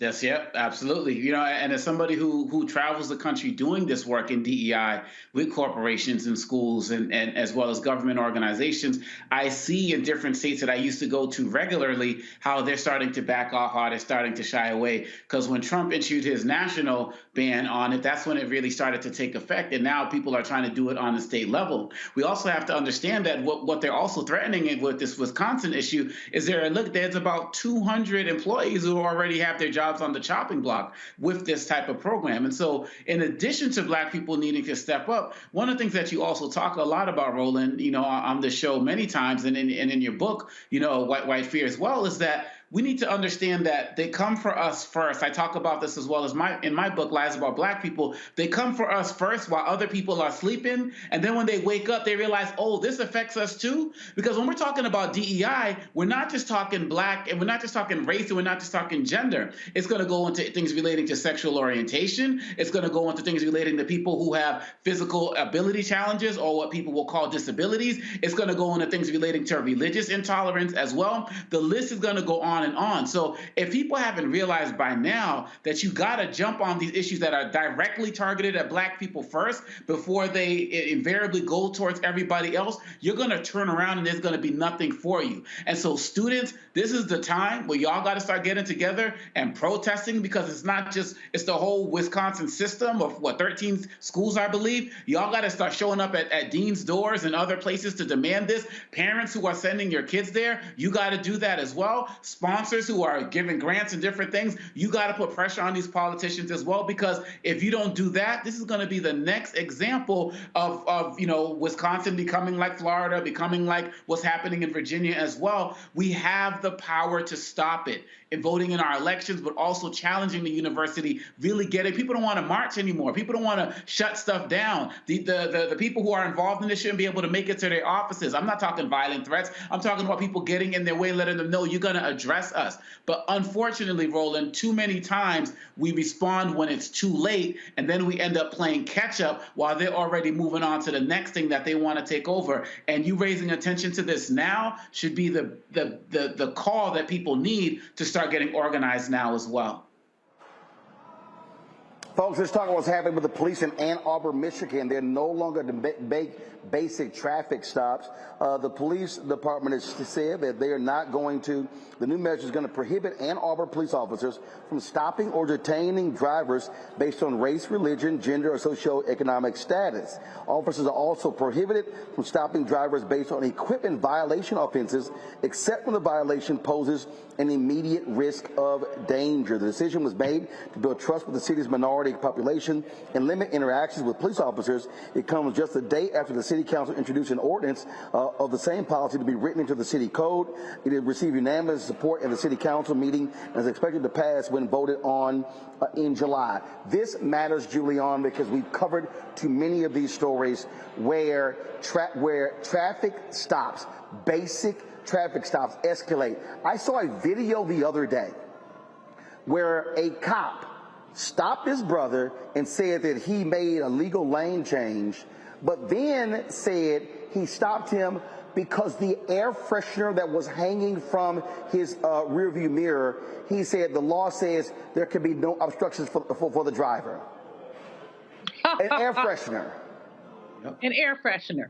You know, Roland, we've talked about this time and time again, the issue of why you stop people and what it's about, and discretion, your discretion. So these police officers are using their non-discretion to just stop black and brown people because they feel like it, because they want to, and they get away with it. So any move to say you don't stop people behind bullshit excuse my language, behind bullshit is unacceptable. And if we stop these pulling over people for minor offenses, the number of people who are harassed, beaten, tased, killed will go way down. It's just an absurdity, and the discretion issue is the issue. Who gets discretion to stop who? Omakongo.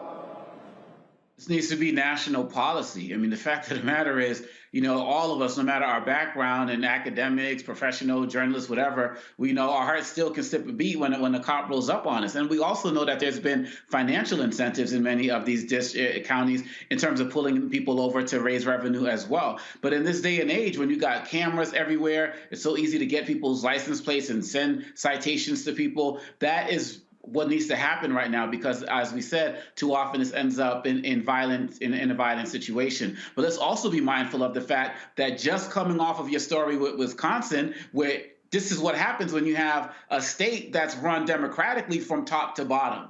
Right. I mean, and it's like night and day. And we could probably see in places like Wisconsin, even though, they may, they have the Democratic governor, but we may see in places like that, they're going to make more efforts to try to increase police interactions with people. I mean, you see in Florida where the types of laws that they're introducing, where they're giving average citizens the right to run over people just if they're blocking their way in the street. And so when you get into these democratically held states and cities and counties, you are seeing policies like this that speak to the need to protect primarily Black people first, but by default, everybody else, because we've been the main people who have been suffering from this. So this is another reason why we should want to get out there and vote. And just like Republicans have these blank slates of terms of legislation that they propose, and then they just pass it around to every other state and say, just fill in the blank here, just fill in your name here. We need to take what they're doing in Ann Arbor and start passing it around to all of our other city councils. I believe they did this in Philadelphia as well, to make sure that this is something that also becomes national policy.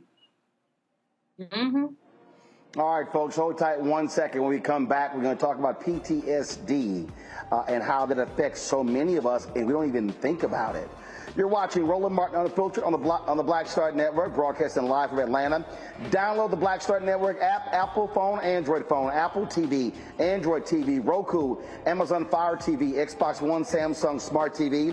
You can also, of course, join our Bring the Funk fan club. Send your check and money orders to P.O. Box 57196, Washington, D.C. 20037-0196. Cash App, $RM Unfiltered. PayPal, R Martin Unfiltered. Venmo is RM Unfiltered. Zelle, Roland at RolandSMartin.com. Roland at RolandMartinUnfiltered.com. We'll be right back. On a next, A Balanced Life with me, Dr. Jackie, a relationship that we have to have. We're often afraid of it and don't like to talk about it. That's right, we're talking about our relationship with money. And here's the thing, our relationship with money oftentimes determines whether we have it or not. The truth is you cannot change what you will not acknowledge. Balancing your relationship with your pocketbook. That's next on A Balanced Life with me, Dr. Jackie, here at Black Star Network. On the next Get Wealthy with me, Deborah Owens, America's Wealth Coach, I'm sure you've heard that saying that the only thing guaranteed is death and taxes. The truth is that the wealthy get wealthier by understanding tax strategy.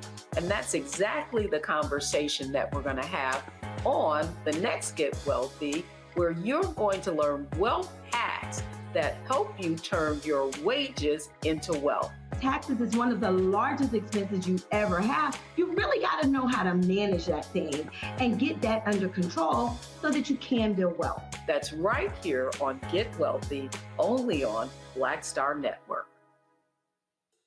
Hello, I'm Paula J. Parker, truly proud on the Proud Family. I am Tommy Davidson. I play Oscar on Proud Family, Louder and Proud. Hi, I'm Jo Marie Payton, voice of Sugar Mama on Disney's Louder and Prouder, Disney Plus. And I'm with Roland Martin on Unfiltered.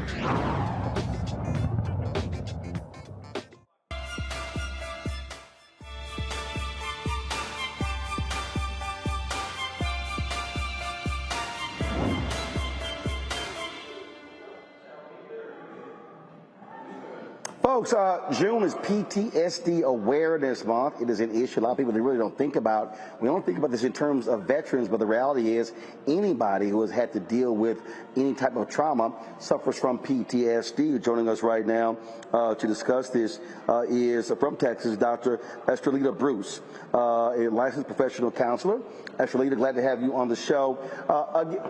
Again, when we talk about PTSD, we only talk about this in terms of veterans, but again, folks who have been sexually assaulted, folks who dealt with other forms of abuse, domestic violence. There are multiple types of PTSD. Absolutely. Thank you so much for having me, Roland. I really appreciate it. Well, PTSD is a post-traumatic stress disorder. It develops in some people who have experienced, as you mentioned, very shocking, scary, or dangerous events. But before we discuss PTSD, because the trauma is post-trauma, so it's important to understand what trauma is. And so the definition of trauma is anything outside the normal range and usual ability to cope with stress. So when you think about trauma, it's something that is unexpected. And so if you think about what is actually within the normal range, think about those everyday life stressors, having to deal with traffic or even having to meet deadlines. That is something that is usually within our normal, usual ability to cope. But when you think about something that's outside of that range, such as the things that you mentioned, when we're talking about abuse, we talk about war, even vicarious trauma, something that we can actually witness. These things can truly impact us in such a way that those traumatic symptoms do not go away. And so it impacts our everyday lives. And so with that being said, this is where a lot of us can be diagnosed post the stress, post the trauma, because it's something that is very difficult to manage. Well, I'll tell you. So I'd love to get your thoughts on this. So how about this story out of Chicago, which got lots of attention over the weekend, where this man started viciously beating this black woman in a restaurant in Chicago. Her son goes out to the car, gets a gun, comes back, kills the man. This caused lots of drama on social media because they initially charged the son, 14 years old, and the mother with murder. Decision was made today to drop the charges against him. That's one thing. Imagine that woman and that child, they're going to have to deal with PTSD over this incident. Absolutely. That is so unfortunate that happened. And if you think about the altercation that happened, the reason why, not saying that it's the right thing to do, but when you think about in those moments of fear, we all have that kind of natural fear built inside of us because it's our way to respond to danger. We can either fight or flight. We can either fight or we can either flight as in move away, or sometimes we often freeze. But in this situation, there was certainly a fight that happened that ensued. And unfortunately, there was gun violence. But even in that situation, the child was definitely scared for his mom. And so his natural defense is to protect her. And so even post that, as you mentioned, if those symptoms or not being able to process that situation is not handled, if it's not directly addressed, then ongoing, they could certainly impact them in such a way that will impact their lives every single day in interactions with others. And so this can, of course, create fears ongoing. And so this is what can continue to happen if we don't address those traumatic experiences. All right, questions from our panel. Omakongo, you first. Yes, Dr. Bruce, thank you for your work in this area. Growing up, I felt like in the Black community, there were so many issues that we were having that we didn't realize were PTSD in some way, shape, or form. A shooting would happen and we just kind of see it as normal. Someone get killed at a school, we wouldn't get the counselors that come to our school, but they'd go to like the schools in the suburbs and the like. But now I'm seeing athletes talk about this stuff. I'm seeing musicians, talk about this. Roland's constantly talking about this in segments like this. My question is, are you seeing progress in the Black community in the way we are addressing our mental health, or is not enough being done? Thank you so much for that question. I definitely see progress that's being made, just because, as you mentioned, because of social media. When you think about the difference between 20 years ago and today, the difference is definitely exposure in social media, and people are talking about it, and the importance of it, specifically in the African American community, in athletes, and especially in our communities. If you think about our history, we are truly rooted in faith as well. And so when you think about the way that even church and our communities continue to discuss the importance of this, it certainly has made progress, which is really a great thing. Thank you. Julianne. Sister Doctor, thank you so much for your work and for raising this issue up. I'm concerned that there's big PTSD in terms of you witness a murder, something happened, you were part of something, or like the case that Roland lifted up. But there's many PTSD, I think, in terms of some of the ways that we live. And I'm looking at the post-COVID implications for people, especially as we've seen the loss of women's economic stability and the loss of learning with children. What about mini PTSD? You didn't have to have a huge situation, but a smaller one. What do we do about that? And are we as equally concerned or less concerned about that kind of thing?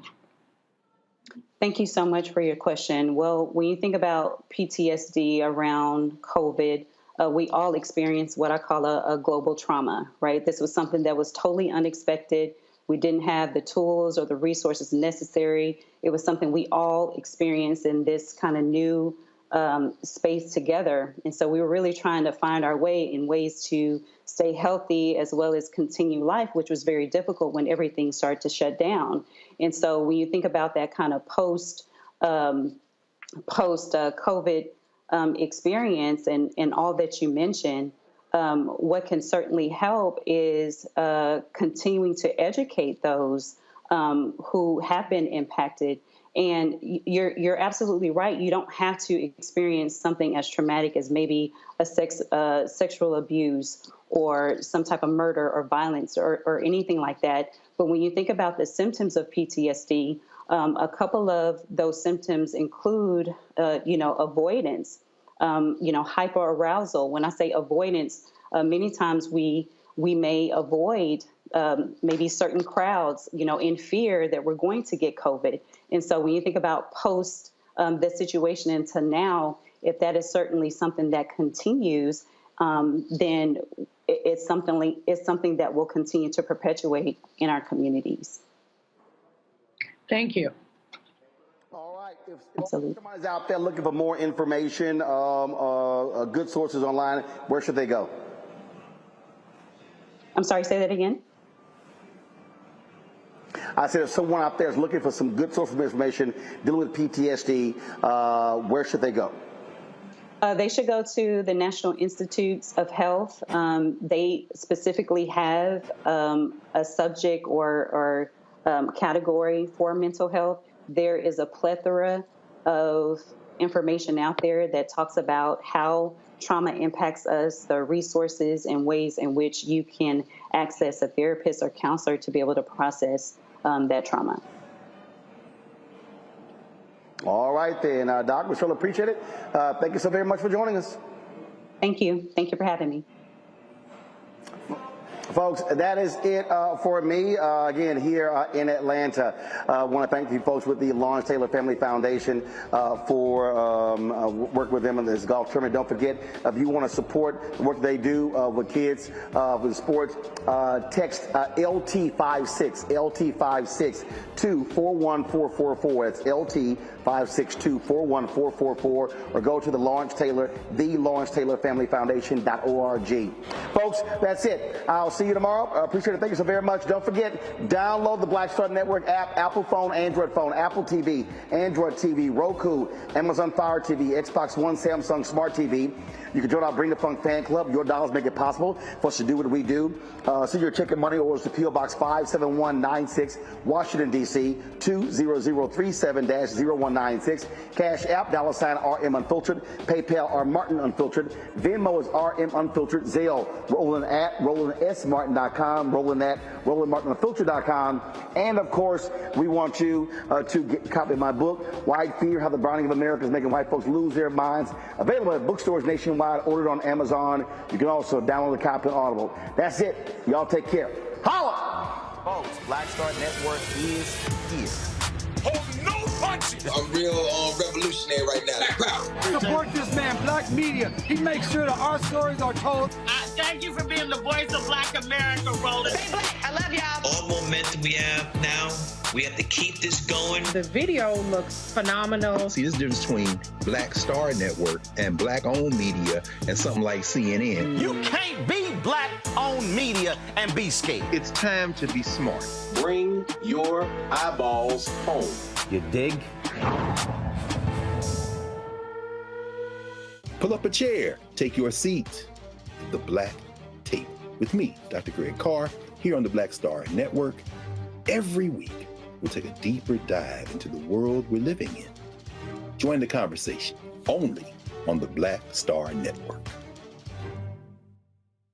Hi, I'm Dr. Jackie Hood Martin, and I have a question for you. Ever feel as if your life is teetering and the weight and pressure of the world is consistently on your shoulders? Well, let me tell you, living a balanced life isn't easy. Join me each Tuesday on Black Star Network for A Balanced Life with Dr. Jackie.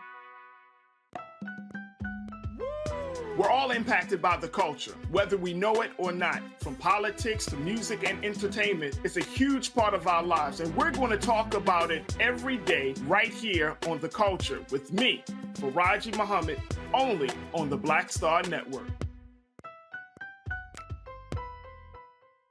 I'm Deborah Owens, America's Wealth Coach, and my new show, Get Wealthy, focuses on the things that your financial advisor and bank isn't telling you, but you absolutely need to know. So watch Get Wealthy on the Black Star Network.